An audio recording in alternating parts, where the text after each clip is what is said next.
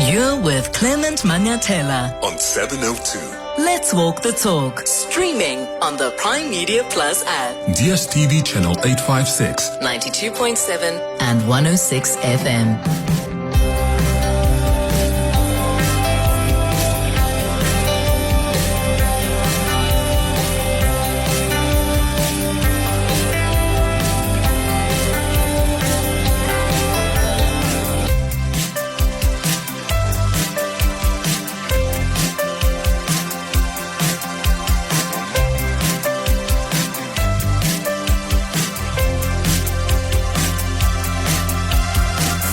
8 minutes after 9 o'clock. Dumelang. Happy Tuesday. Welcome to the Clement Manyathela Show on this Tuesday, the 10th of June. Thank you for being with us here on 702.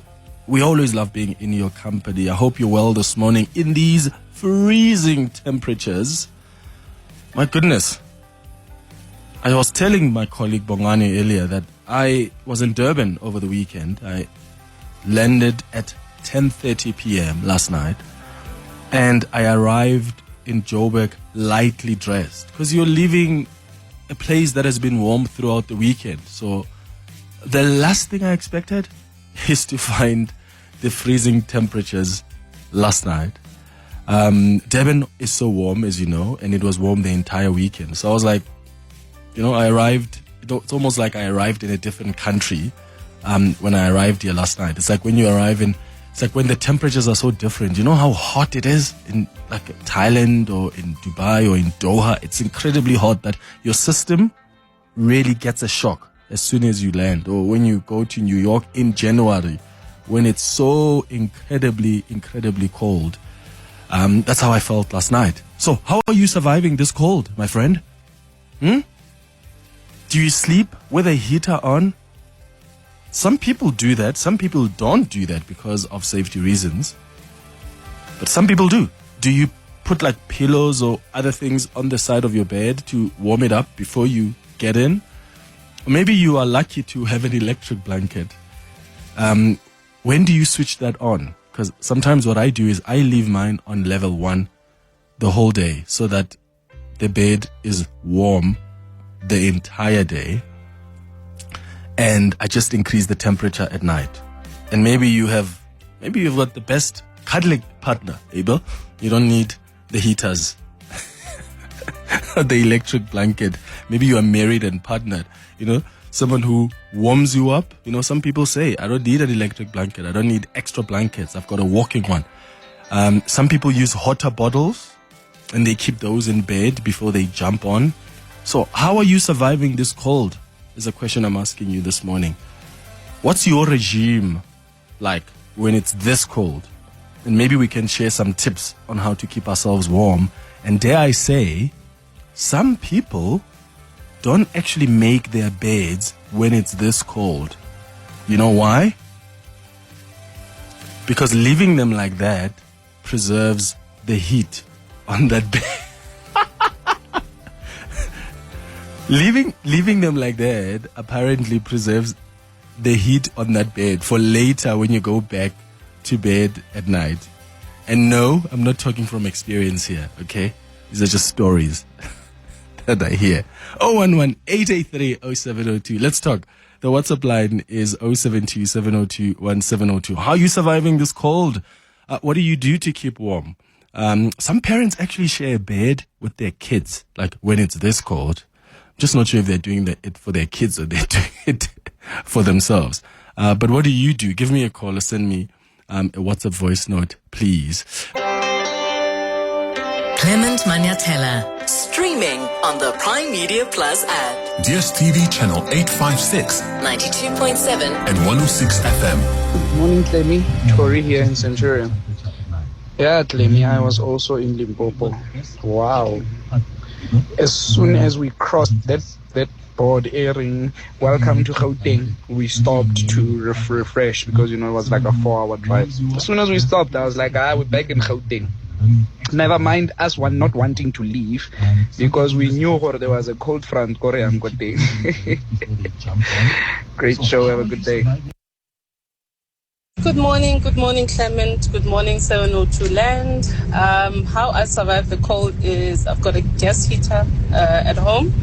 And normally what I do is before I go to bed, I just put in a hot water bottle. I think 30 minutes before I go to bed. So when I get in, it's nice and warm. So yeah, that's my survival tip for winter. Tebo from Proteatle.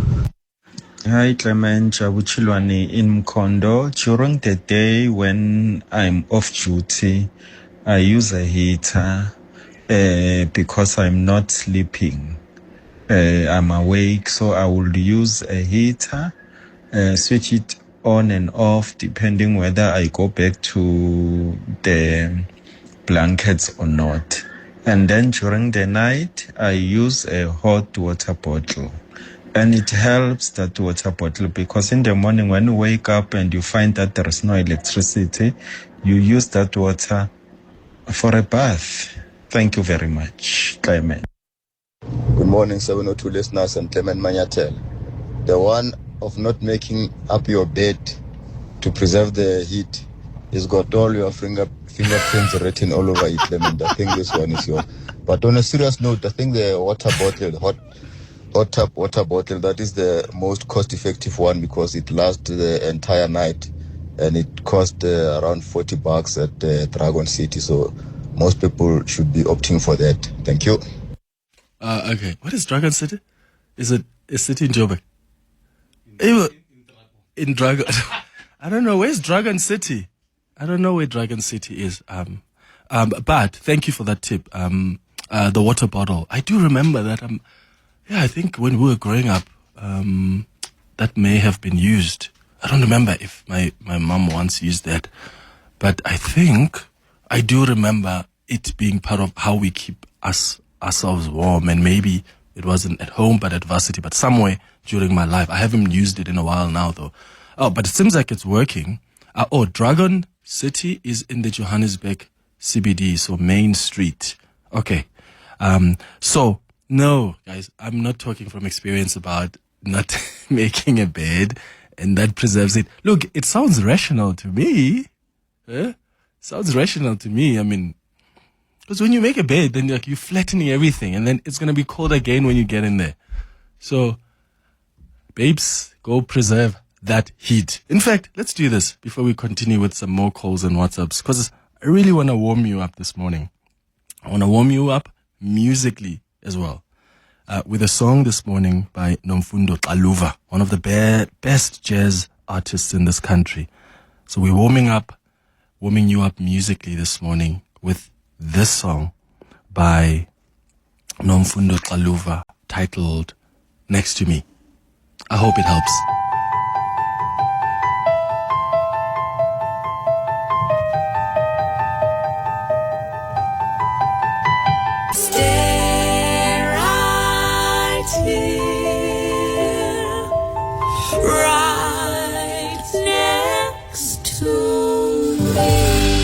Good morning, Clement and the team. Yeah, man, myself, I'm so allergic.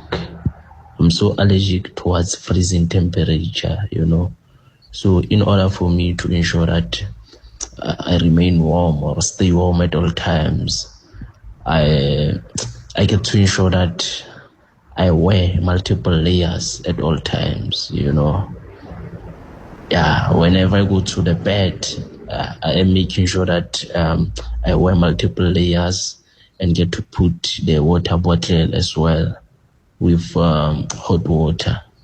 Yeah, this is Maxwell in Q. Thank you.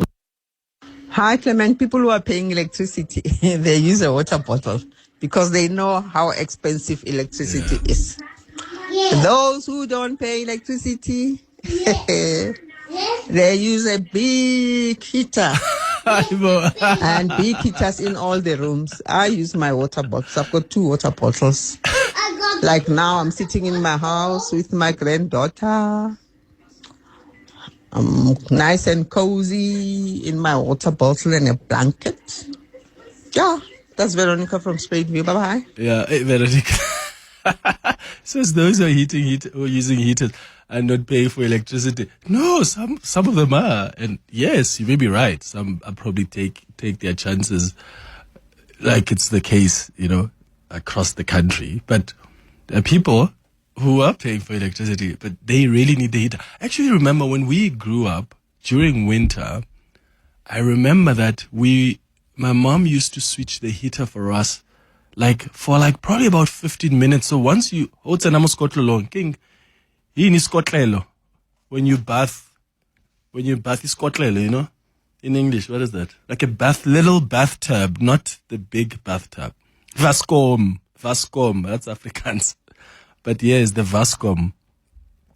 When you use that and then you get out of that Vaskom, that's the only time you're going to have the heater, because that's when you have to be samanje or uberekisa Vaseline or whatever. So when you're putting on lotion, that's the time when you are allowed that heater for a couple of minutes, and then it will be switched off. So that's also to just make sure you're not spending too much on electricity on that. So yeah, that's something else that we used to do. So some people use it more efficiently as opposed to just keep it on. I mean, I don't know if I would be able to keep the heater on the entire day. The electricity bill, can you imagine? It's 26 now, after 9. Your voice. Your station. Your open line. Walk the talk with Clement Manyathela. On 702. There's a story on the front page of the Business Day about the Capitec CEO, Gerrie Fourie, who is calling on South Africa to rethink its unemployment metric. And is contending that when the vast informal sector is actually taken into account, the headline figure of 32.9% could actually be closer to 10%. And I wonder what you think about this, because what is interesting is when you look at the unemployment rate, yes, we talk about this 32%, but Stats SA always tells us that they don't count, right, the self-employed people. And the CEO of Capitec says he really thinks that that's an area we need to correct, because he believes the unemployment rate is probably actually around 10%. So if you look at people that are working in the township informal market who are selling all sorts of stuff, there are people, he says, even make a turnover of 1,000 rand a day. So there are a lot of people that are doing all sorts of things in the communities. So if we really had the 32% unemployment rate, he says we would have had an unrest. Because if you go to the townships, most people have backup rooms to rent out. Everybody is doing something. And he says if you're talking about job creation, we need to go out and encourage these entrepreneurs. And I think this is very important. Coming from a man who presides over a lender with about, 24 million clients? That's exactly the industry, the sector where Capitec operates. And I think this is something to chew on, something to think about. Let me know what your thoughts are on this.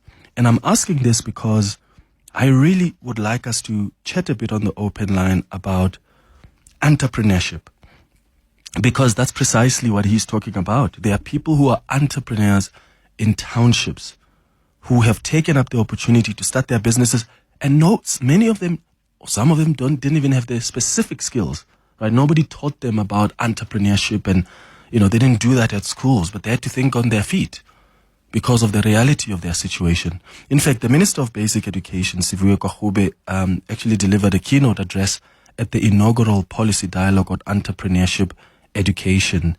And it's an event that's aimed at addressing the country's youth unemployment crisis through an education that empowers learners to be job creators. And this is what she said. South Africa historically, and I think many of you may agree with me, that historically there has been a disjuncture around the understanding of what the importance of skills in our education system. For too long, there's been a premium that is held and a view that is held that if you don't go to university, that is actually the marker of success. And yet the numbers tell us a different story. That out of 100 learners who start school, only 14 of those qualify for university, and just 6 out of 100 will graduate within the first 6 years. So it tells you that there's clearly a massive disjuncture of our understanding of what the economy needs. And not every single person needs to be a civil and be a social scientist. I could only be a social scientist because that's what I could do. I was very bad with numbers.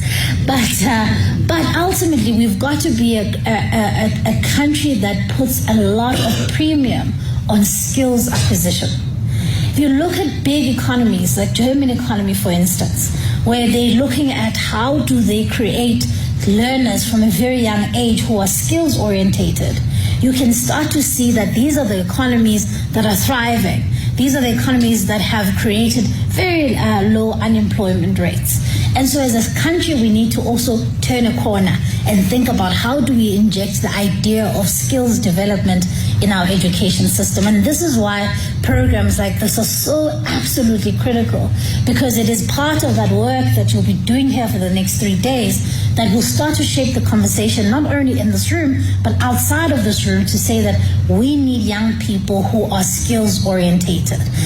We need young people also who are armed with entrepreneurship skills. So when you grew up, what did you know about entrepreneurship? And if you knew about it then, do you think it would have changed the trajectory of your career, the trajectory of your life? I know there are lots of entrepreneurs who listen to us who just started from scratch. Nobody told them anything about capital that's needed and how to manage finances. You just started a business and it's operating, or maybe it doesn't operate anymore. Can you share your experience with us, please, on 011-883-0702? Did you know, were you taught about it? And how do we start pushing this conversation more and more about entrepreneurship skills? Because as the Capitec CEO says, that's how people are getting themselves employed, especially in the townships, in the informal economy. 011-883-0702. Your calls, your WhatsApps on 072-702-1702. It's 9:32. Talk, Your voice, your station. your open line Walk the talk with Clement Manyathela. on 702. 23 minutes before 10 o'clock. Let's continue with your calls on 011-883-0702. I'm taking your WhatsApps as well on 072-702-1702. Let's go to Xolani, who's calling us from Davidton. Xolani, good morning. I'm good, Clement. How are you? Good, brother. Go ahead. Yeah, no, I think the comment by the Capitec CEO is true, and he's the right person to make the comment because he is in touch with realities. Sometimes, Clement, you'll find people that are not there. These other big four mega banks have not been paying attention to us as small business. If you go around, if you can come to Davidton, take you to one of the Shisanyamas, you'll see there's a Capitec Speed Point. But that person has been there and has been banking before Capitec came. But, Speed Point were there. But the trust with the other banks were not there. So these ones came to us, trusted us, so they are good to make such comments because they know us better. They spend time with us. There's a list that I can give it to you. There are, just in small business, I think they are right people to make such comments, and their comments should be warranted. Because they've worked with us. That's why I'm saying, I think you're right, Xolani. I mean, this is the man whose bank literally plays in that market. There's no other bank, lender, that plays in that market. So for me, when he says that, I think we need to pause and think seriously about it. I thank you, Xolani, for your thoughts. Xolani calling us from Davidton, who is self-employed himself. And again, there are many people that are self-employed. And because the metrics, right, for Stats SA, when they tell us about the rates of unemployment and who they talk to, there is a sector there that is not considered. There are people who are self-employed. There are lots of people who are self-employed in the townships who are doing all sorts of things in the informal economy. So maybe our unemployment is actually not even at 32%. That's the suggestion that Gerrie Fourie, who is the Capitec CEO, is making. But I'm taking this conversation forward and asking about entrepreneurship as well, because it appears these are the people who are banking with Capitec. These are the people that Capitec speaks because they've got the data And I'm suggesting to you that there are people who do entrepreneurship, and many of them, I bet you, didn't go to some kind of a school to be taught how to start a business. There are many people who just started because they were faced with the reality of either you swim or you sink. And some of them have been able to sustain themselves up to this point. Now, if there's data like that, why are we not capitalizing on that and saying, this thing is working? If these people can do it when they didn't have, some of them, the support of the government, when they didn't have the skills, they didn't even know much about how to manage finances, they learned on the rope as they went. Why are we not capitalizing on that? Because there's an opportunity where you are bringing in entrepreneurship, education, skills, opportunities to teach people, even in the townships, about starting a business, or in schools, even in schools, starting from lower levels. What do you think needs to be done for us to really improve our entrepreneurship literacy? Tabo, you're calling from the Val. Good morning. Good morning, Clement. How are you doing? I'm all right, brother. How are you? Brother, man, I am excited. I'm even shaking. I can't believe it that I'm talking to you. Can't believe it myself, Tibos. You're warming me up. Yo, what's up? My brother. You know, I'm an entrepreneur, long-time entrepreneur, right? I'm 45 years old, and I started entrepreneurship when I was 22. But I started selling sweets when I was 8, all the way up until I was about 15 or something like that. I even went into selling scrap soap, you know. So it's something that I've been doing for a very, very long time. But what I've learned over the years of me just being in the streets and selling and eventually owning shops and things like that, is that when it comes to entrepreneurship, people believe that it's something that will get you to money very quick. And it's not even the truth. It takes a very, very long time to get anywhere in entrepreneurship. Unless you're in entrepreneurship, it's a different story. But when you're positioning yourself to be a person that is in business every single day, that you have to wake up and go do this thing every single day, it's something that is very difficult. Although later on, at 45 now, someone, when they look at me, they would think, hey, but Tabo has made it. But I'm still struggling every single day with what I'm doing, you know. And I'll tell you, Clement, I left South African Airways 2015. 2014, sorry. 2015, I started a bakery. I went broke in that 12 months. But when we got to 2016 January, my car was repossessed. My kids were out of, I owed so much in their schooling. I had to take them to township schools.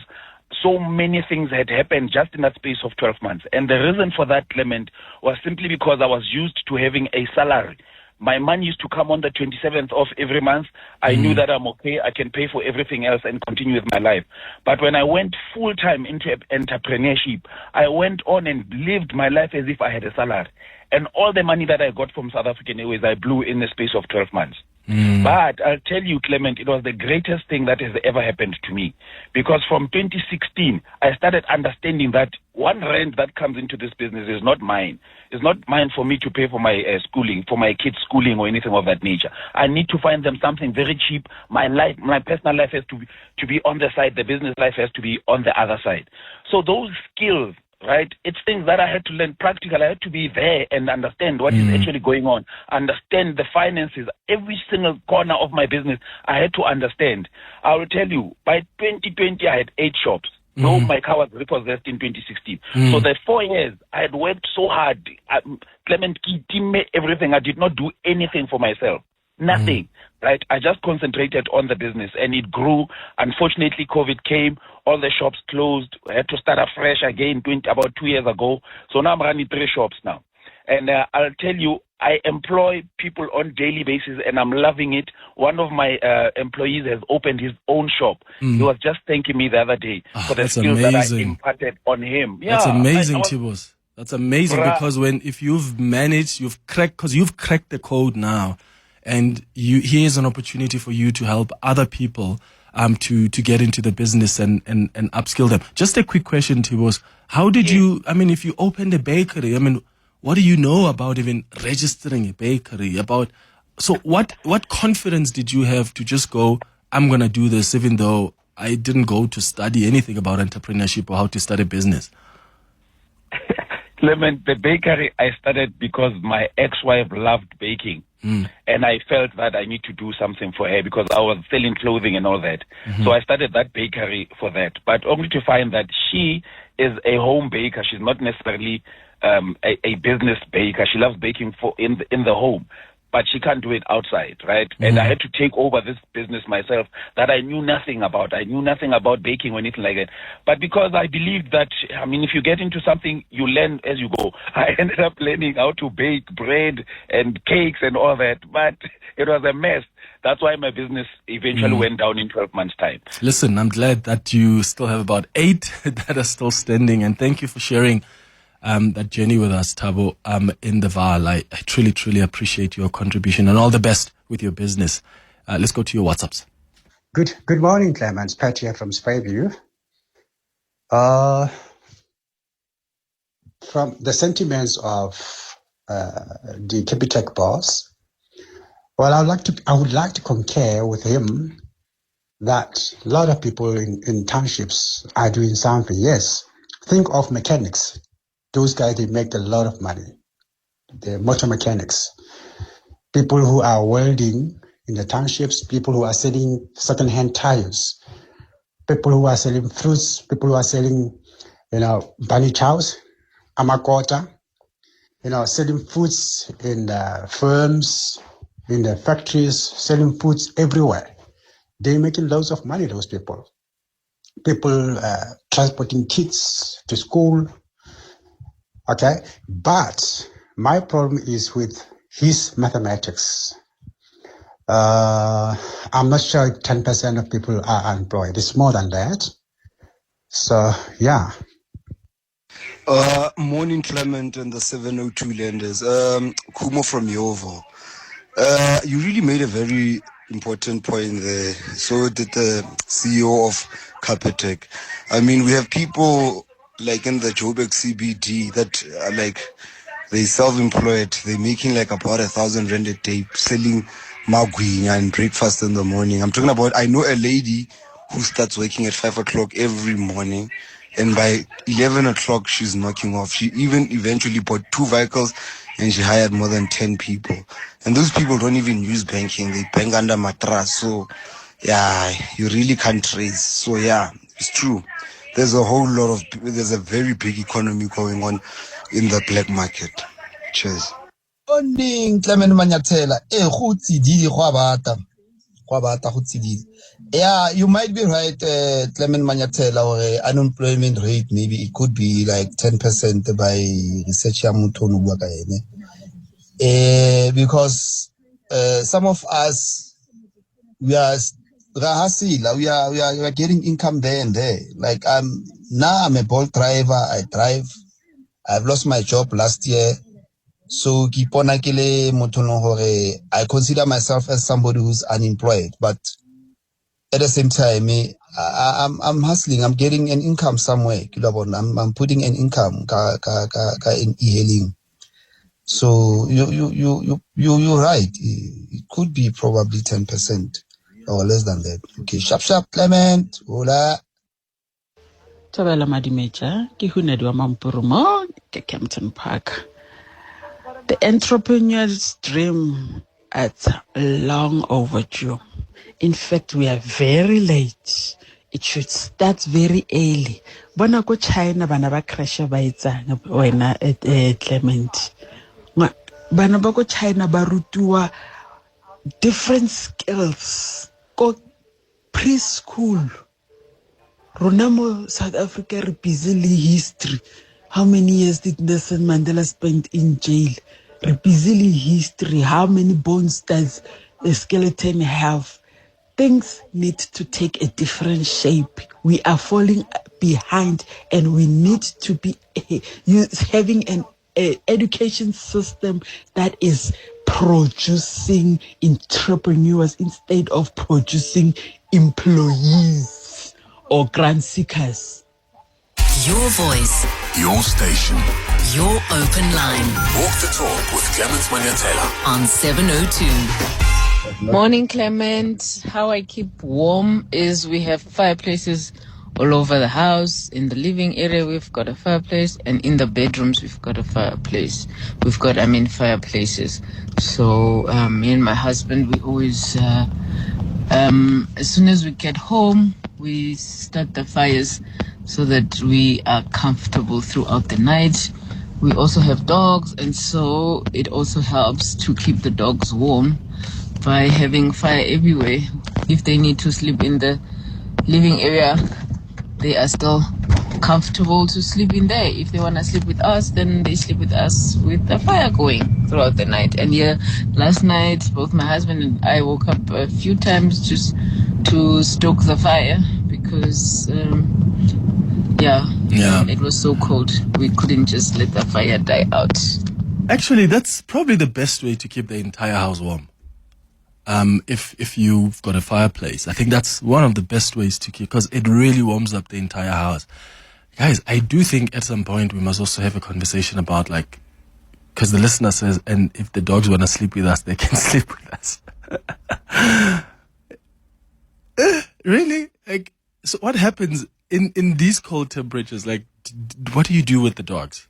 Like, do they come to sleep in your bedroom? You know, I know for me, just the other day, I was in the house with Ossie, and I let him come to the bedroom, and I really don't want to sleep with the dogs in the bedroom. And by the way, a dog will never sleep on my bed. That's never going to happen. I'm sorry. I don't want a dog on the couch.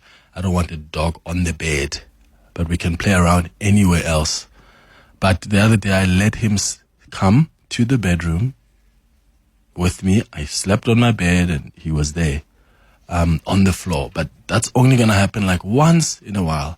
But I wonder how maybe we should do that. Like, how do you keep your pets also warm during this time? Like, do you get them outfits? You know, they've got these pretty outfits, that you can put on them just to keep them warm. They always look so pretty in that. So, maybe we should have that chat, the next time.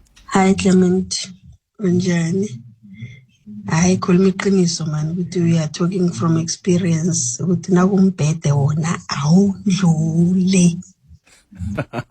So that's my mom there. So if you don't, what she's speaking in Ndebele there, she's saying just be honest, and say that when it comes to making your bed, that's not your most favorite thing. I do make bed, guys. I do make the bed. There's only a few times that I don't.